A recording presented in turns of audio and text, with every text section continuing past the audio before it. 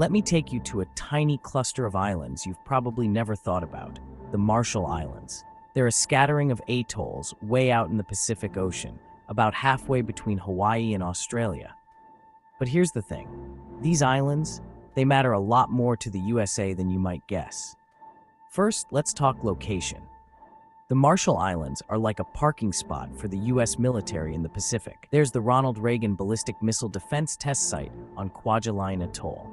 It's a mouthful, but basically, it's where the US tests missile defense systems.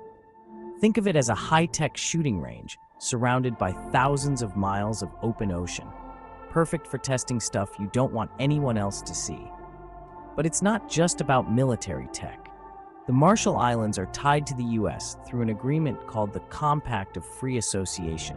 This compact means the US is responsible for the defense of the islands, and in return, the US gets exclusive military access. Plus, Marshallese people can live, work, and study in the United States without a visa.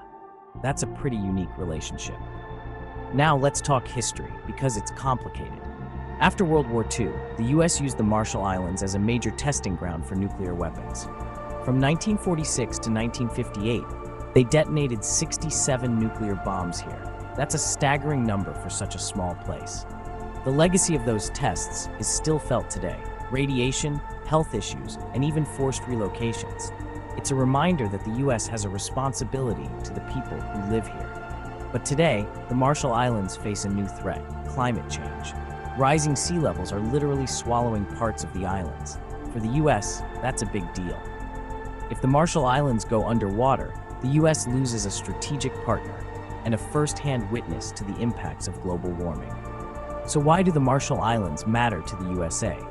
It's about military strategy, history, responsibility, and the future of a country that's on the front line of climate change. Next time you see a map of the Pacific, look for those tiny islands. You'll know just how big their story really is.